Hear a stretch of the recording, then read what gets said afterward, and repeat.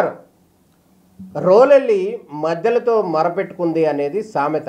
అంటే వాస్తవం ఏంటంటే రోలు ఏ విధంగా ఇబ్బంది పడుతుందో అనేది మధ్యలతో వెళ్ళి తన యొక్క బాధను వివరించుకుందంట. అది రోలు వెళ్ళి మధ్యలతో వివరించుకుంది తన బాధ అంటారు, సహజం.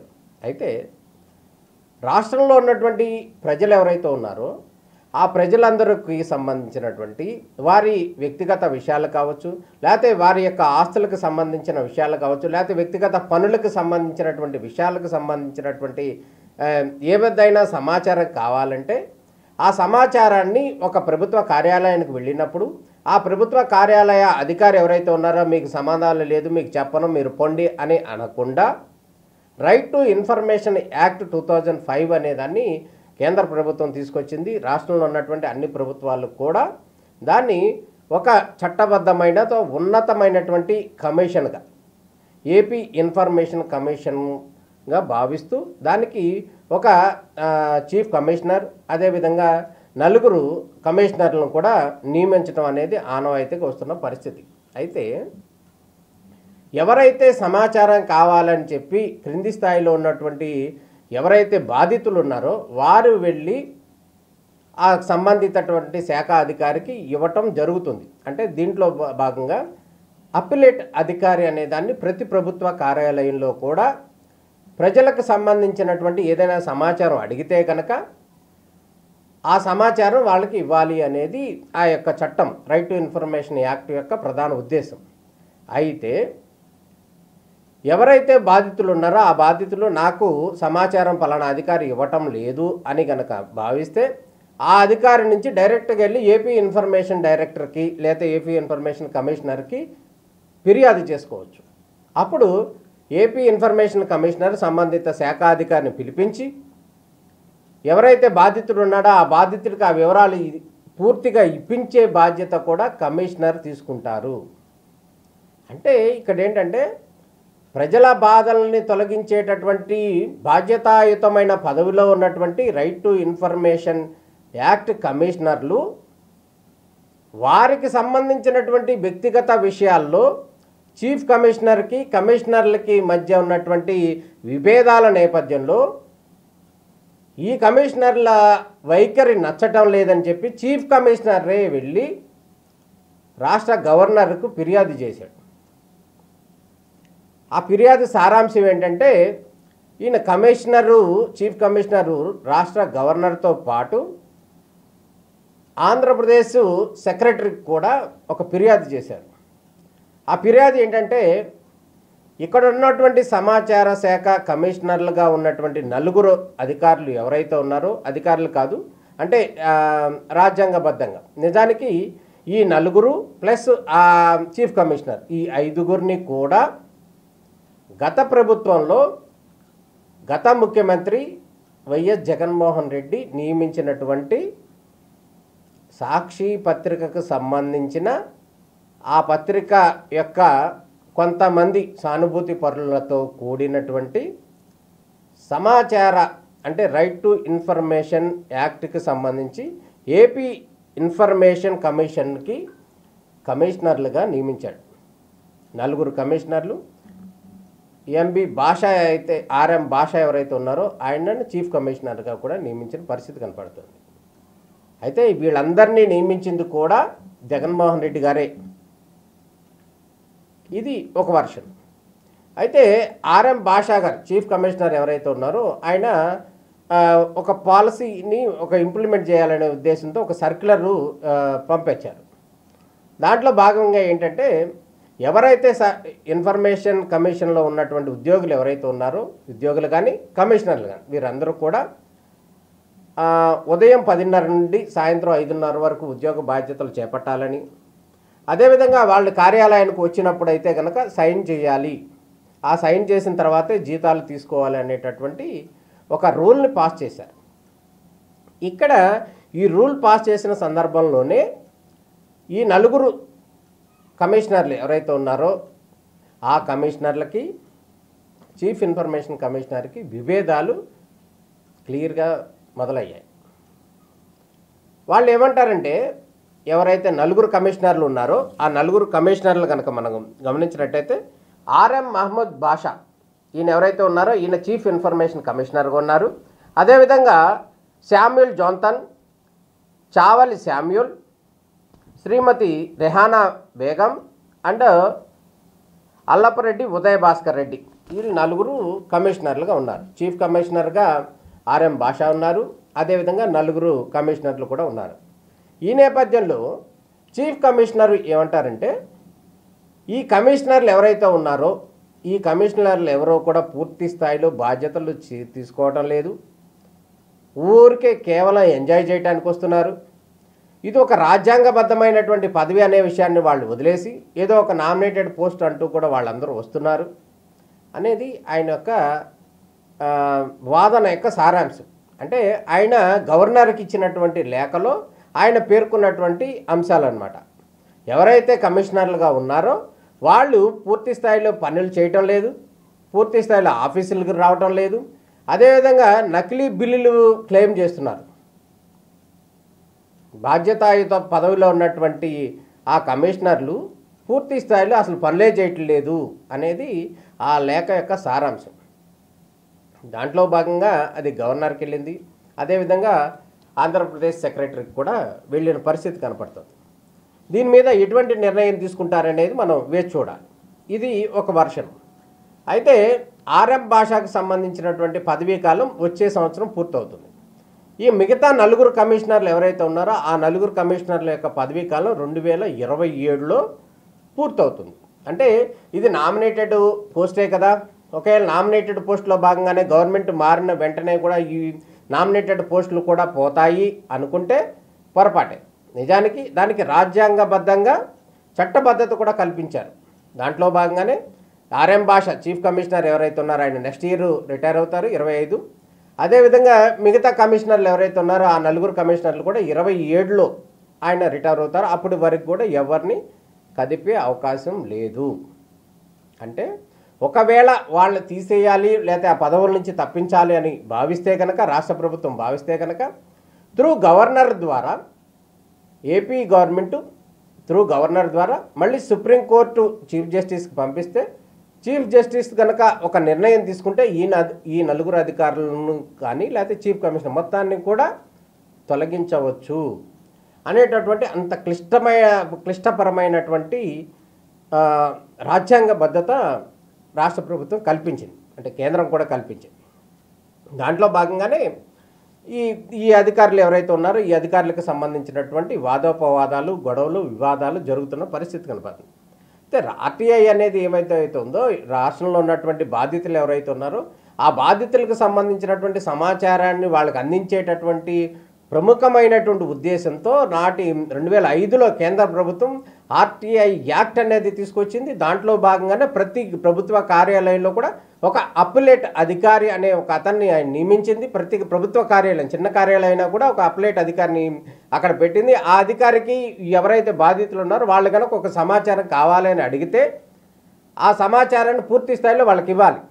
ఒకవేళ దాన్ని ఇవ్వకపోయినా, మాట వేస్తున్నా, ఒకవేళ కుదరదని చెప్పినా కూడా వాళ్ళు డైరెక్ట్గా కూడా మళ్ళీ కమిషనర్ ఆఫీస్కి వచ్చి ఆర్టీఐ కమిషనర్ ఎవరైతే ఉన్నారో ఆ కమిషనర్ని కూడా అప్లై చేసుకోవచ్చు.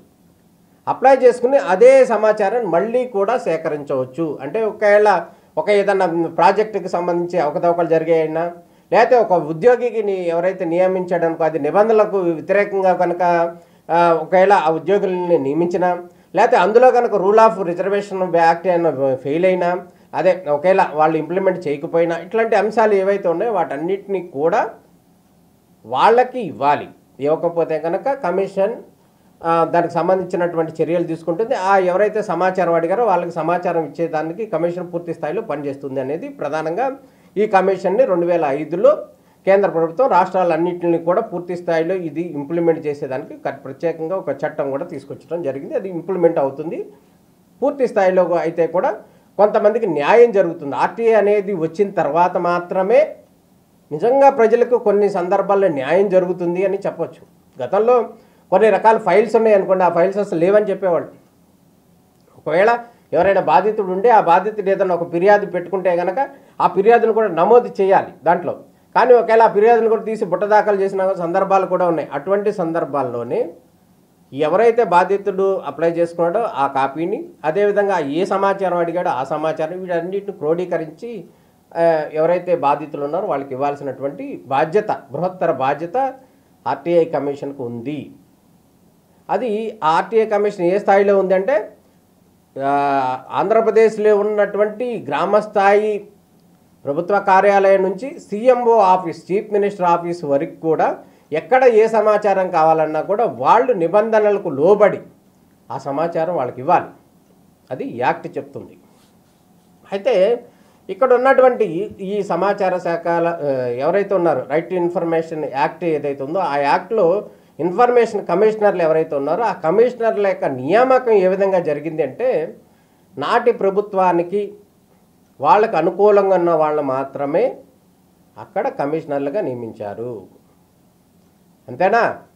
వాళ్ళకి ఇచ్చేటటువంటి ఫెసిలిటీస్ ఏవైతే ఉన్నాయో ఆ ఫెసిలిటీస్ కనుక గమనించినట్లయితే రాష్ట్రంలో ఉన్నటువంటి చీఫ్ సెక్రటరీ కానీ లేకపోతే ఐఏఎస్ ఐపీఎస్ అధికారులు కూడా ముక్కున వేలేసుకునే పరిస్థితి ఉంది. ఎందుకంటే తెలుసా, ఒక సీనియర్ ఐఏఎస్ కానీ ఐపీఎస్ అధికారి కానీ కష్టపడి పనిచేసి ఒక 30 ఏళ్ల సర్వీస్ చేసిన తర్వాత ఆ అధికారికి దాదాపుగా 2.5 లక్షల రూపాయలు శాలరీ వస్తుంది దాదాపు. లేదంటే చీఫ్ సెక్రటరీకి 3 లక్షల వరకు వచ్చే అవకాశం ఉంది. అదేవిధంగా రాష్ట్ర మంత్రులు ఎవరైతే ఉన్నారో వాళ్ళకు కూడా 2.5 లక్షలు మ్యాక్సిమం రావడానికి అవకాశం.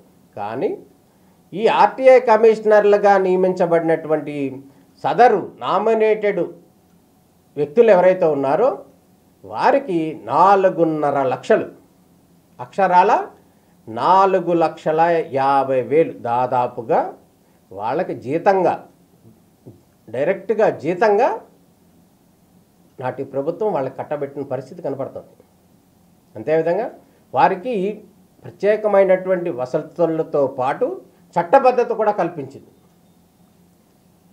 అది ఒక వర్షం. అంటే అంత పెద్ద స్థాయిలో జీతం తీసుకున్నటువంటి అధికారులు కానీ ఎవరైతే ఉన్నారో కమిషనర్లు ఉన్నారో వాళ్ళు ఏ విధంగా ఉండాలి, ఏ విధంగా ఉండకూడదు అనడానికి ఎగ్జాంపుల్ రైట్ టు ఇన్ఫర్మేషన్ కమిషన్గా క్లియర్గా కనపడుతుంది. ఇక్కడ విచిత్రం ఏంటంటే ఈ అధికారులు ఎవరైతే ఉన్నారో ఈ నలుగురు ఒక పక్క, చీఫ్ కమిషనర్ ఒక పక్క, వీళ్ళిద్దరికి మధ్య విభేదాలు తారాస్థాయికి వచ్చేసాయి. ఈ రీసెంట్గా జరిగినటువంటి అంశం ఏదైతే ఉందో ఆయన చీఫ్ కమిషనర్ ఇచ్చినటువంటి రూల్ని ఫాలో అయినటువంటి అక్కడ సూపరింటెండెంట్ ఎవరైతే ఉద్యోగానికి వచ్చారో లేదా అటెండెన్స్ మీద సంతకం పెట్టారో ఆ అధికారులకు మాత్రమే శాలరీ ఇవ్వాలని చీఫ్ కమిషనర్ నుంచి వచ్చిన ఆదేశాలను తూచా తప్పకుండా పాటించారు. దాంతో ఆ నలుగురు కమిషనర్లు ఎవరైతే ఉన్నారో వాళ్ళకి సంబంధించినటువంటి జీతాలు పూర్తిగా అయిపోయాయి. వీళ్ళందరూ వెళ్ళి సూపరింటెండెంట్ మీద గొడవపడ్డారు, మా జీతాలు ఎందుకు ఆపారని. అంటే వాళ్ళు అనేది ఏంటంటే తెలుసా, మాకు ఇండిపెండెంట్ హోదా, నేను కమిషనర్ని, ఆర్టీఐ కమిషనర్ని, కాబట్టి నాకంటూ కూడా చీఫ్ కమిషనర్ అనేవాడు ఎవరో లేరు, మేము అసలు ఆయన ఎందుకు మేము ఫాలో అవ్వాలి, ఆయన మాట మేమెందుకు వినాలంటూ కూడా ఈగో ప్రాబ్లం క్లియర్గా స్టార్ట్ అయిపోయింది. ఈ 5గురు కూడా చీఫ్ కమిషనర్తో పాటు మిగతా 4 ఎవరైతే ఉన్నారో చీఫ్ కమిషనర్లుగా, చీఫ్ కమిషనర్తో పాటు కమిషనర్లు ఎవరైతే ఉన్నారో వీళ్ళందరూ కూడా ప్రైవేట్ వ్యక్తులే. గతంలో చీఫ్ కమిషనర్లుగా పనిచేసిన వాళ్ళు రిటైర్డ్ ఐఏఎస్ ఆఫీసర్లు వేశారు, లేకపోతే చీఫ్ సెక్రటరీగా రిటైర్ అయిన వాళ్ళు వేశారు. అంటే అంత ప్రాధాన్యత ఉన్నటువంటి పోస్ట్ అది. వారికి ఇచ్చేటటువంటి జీతభత్యాలు కూడా ఈ రాష్ట్రంలో ఏ ఐఏఎస్ ఐపీఎస్కి కానీ ఏ మంత్రికి కానీ లేనటువంటి అత్యధికమైనటువంటి జీతాలు, అత్యధికమైనటువంటి హోదా. అంటే హైకోర్టు న్యాయమూర్తికి ఇచ్చేటటువంటి హోదా ఏదైతే ఉందో అంతటి హోదా, అంతటి పెద్ద హోదా, అంతటి గౌరవ జీతభత్యాలు కూడా రాష్ట్ర ప్రభుత్వం చెల్లిస్తుంది. వీళ్ళని పెట్టింది గత ప్రభుత్వమే అయినప్పటికీ కూడా వారికి జీతాలు మాత్రం ప్రస్తుతం ప్రజల నుంచి వసూలు, పన్నుల రూపంలో వసూలు చేసినటువంటి డబ్బుల ద్వారానే వాళ్ళకి కట్టాల్సి వస్తుంది.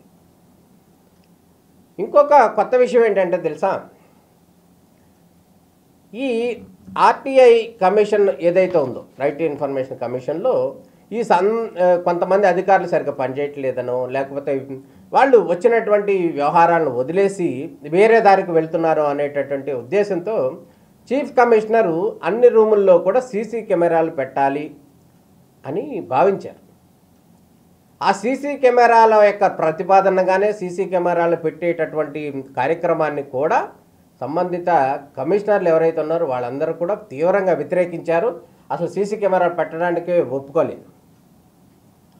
అంటే ఇక్కడ ఏం జరుగుతుందంటే ఆధిపత్య ధోరణి అనేది క్లియర్గా కనపడుతుంది. చీఫ్ కమిషనర్ని నియమించింది జగన్మోహన్ రెడ్డి, కమిషనర్ని నియమించింది కూడా జగన్మోహన్ రెడ్డి. ఆయనకు ఉన్నదేంటి, మాకు లేనిదేంటి అనేటటువంటి ఒక యుగో క్లియర్గా వాళ్ళ మధ్య వచ్చేసింది. దాంట్లో భాగంగానే ప్రజల సమస్యలు, వారి యొక్క ఇబ్బందులను పరిష్కరించాల్సినటువంటి ఇన్ఫర్మేషన్ కమిషన్ ఏదైతే ఉందో వాళ్ళు కొట్టుకుంటూ కూడా గవర్నర్ దగ్గరికి, రాష్ట్ర ప్రభుత్వానికి దగ్గరికి కూడా ఈ సమస్యల దుకాణం వచ్చేసింది అనేది క్లియర్గా కనపడుతుంది. అత్యధిక హోదా కలిగినటువంటి 4.5 లక్షల వరకు డ్రా చేస్తున్నటువంటి అధికారులు, కమిషనర్లు వీళ్ళందరూ కూడా ప్రజలకు జవాబుదారే. మమ్మల్ని ఆయన ఎవరో నియమించేశాడు, మమ్మల్ని ఎవరో ఏం చేయరు, మమ్మల్ని అడిగేవాళ్ళు లేరు, మాకు అసలు ఇండిపెండెంట్ హోదా రాజ్యాంగబద్ధమైనటువంటి పదవి కాబట్టి మమ్మల్ని అడిగేవాడు ఎవడో లేరు, గవర్నమెంట్ మారితే మాకేంటి అనేటటువంటి తత్వం ఏదైతే ఉందో అది చాలా ఆక్షేపణీయం. మమ్మల్ని ఎవరు ఏం చెయ్యలేరు అనేటటువంటి ధోరణి ఏదైతే ఉందో అది చాలా ఆక్షేపణీయం. ప్రజల డబ్బులతో తీసుకునేటటువంటి జీతాలు ఏవైతే ఉన్నాయో వాటికి సంబంధించి వాళ్ళు న్యాయం చేయాల్సిన అవసరం ఉంది. అక్కడ కమిషనర్లకి మధ్య యుగో అనే అంశాలని మనం ప్రస్తావించకపోయినప్పటికి కూడా ఇక్కడ ఉన్నటువంటి అధికారులు ఎవరైతే ఉన్నారో కమిషనర్లు, వీళ్ళు ప్రజలకు జవాబుదారీ. అక్కడ నుంచి వచ్చేటటువంటి పిటిషన్లు కానీ, అక్కడ నుంచి వచ్చేటటువంటి ఫిర్యాదులు కానీ వాటన్నిటిని కూడా పరిష్కరించాల్సిన అవసరం ఉంది. నెలకి 4.5 లక్షల రూపాయలు జీతం రూపంలో తీసుకునేటటువంటి కమిషనర్లు ఎవరైతే ఉన్నారో వాళ్ళు ఖచ్చితంగా ఆఫీస్కి రావాలి, వాళ్ళు బాధ్యతాయుతంగా పనిచేయాలి. రాష్ట్ర ముఖ్యమంత్రి ఉన్నారు, ఈరోజు ఆంధ్రప్రదేశ్ ముఖ్యమంత్రి ఉన్నారు నారా చంద్రబాబు నాయుడు. ఆయనకి ఏం పని ఉండి రోజు సెక్రటేరియట్కి వెళ్తారు? ఆఫీసులకి డైలీ అటెండెన్స్ ఉద్యోగులు వచ్చినా రాపోయినా కూడా ఈయన మాత్రం డైలీ ఆఫీస్కి వెళ్తారు, సెక్రటేరియట్కి వెళ్తారు, ఉండవల్లి వెళ్తారు. ఒక రోజు ఒక చోట ఉంటే ఇంకో రోజు ఇంకో చోట ఉండి అట్లా చాలా పెద్ద పోస్టులో ఉన్నటువంటి రాష్ట్ర ముఖ్యమంత్రి చాలా ఎక్కువ పదవులు, చాలా ఎక్కువ పనులు కూడా పర్యవేక్షిస్తూ ఉంటారు, చాలా సమస్యలను కూడా పరిష్కరిస్తూ ఉంటారు. అనేక జిల్లాలు, అనేక పర్యటనలు అన్నీ కూడా చేస్తుంటారు. క్షణం తీరిక లేనట్టుగా ఉంటుంది మనకు వస్తున్నటువంటి సమాచారాన్ని బట్టి. ఉదయం లేచింది మొదలు రాత్రి పడుకునే వరకు కూడా ఆయన జనాలతో ఉంటారు, జనాలతో సంబంధించినటువంటి వ్యక్తులు పనిచేస్తుంటూ ఆ సమాచారం కూడా మనకు వస్తూ ఉంటుంది. అది ఒక వర్షన్. అయితే ఇంత పెద్దటువంటి జీతాలు తీసుకునేటటువంటి ఈ ఆర్టీఐ కమిషనర్లు కూడా ప్రజలకు జవాబుదారీ పని చేయాల్సిన అవసరం ఉంది. మాకు ముఖ్యమంత్రితో సంబంధం లేదు, మాకు సీఎస్తో సంబంధం లేదు, మాకు ఓన్లీ రాజ్యాంగబద్ధమైనటువంటి పదవి అనుకుంటే పొరపాటే.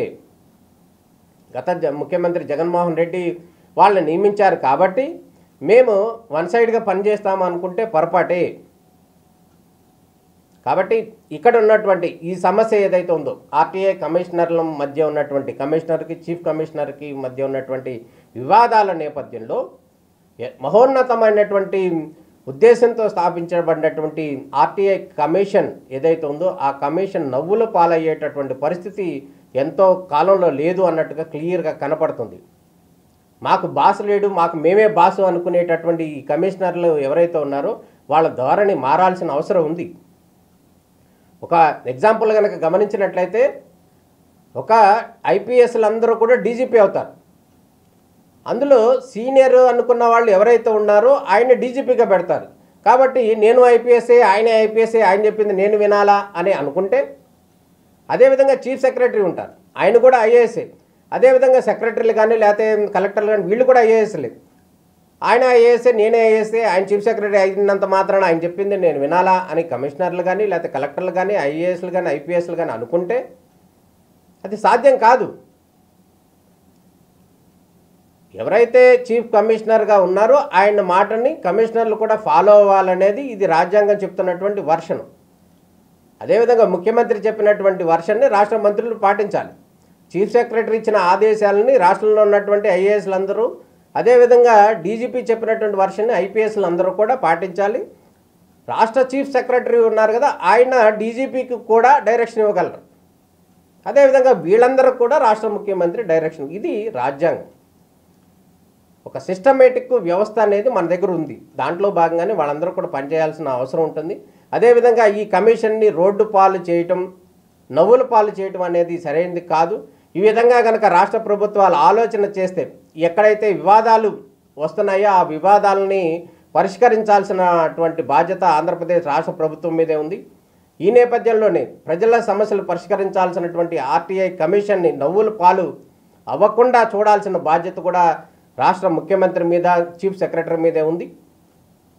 అధికారులు కొనసాగిస్తారా లేదా అనేది రాష్ట్ర ప్రభుత్వం యొక్క నిర్ణయాత్మకమైనటువంటి అంశం మీద ఉంటుంది. కాబట్టి ఈ కమిషన్ ఏదైతే ఉందో ప్రజల సమస్యలు చెప్పుకోవడానికి ఏకైక మార్గంగా ఉన్నటువంటి ఆర్టీఐ కమిషన్ని నవ్వుల పాలు చేయకూడదు, ఆ వివాదాలకు ఫుల్ స్టాప్ పెట్టాలి అనేది రాష్ట్రంలో ఉన్నటువంటి ప్రజలందరూ కూడా కోరుకుంటున్న పరిస్థితి కనబడుతుంది. నమస్కారం.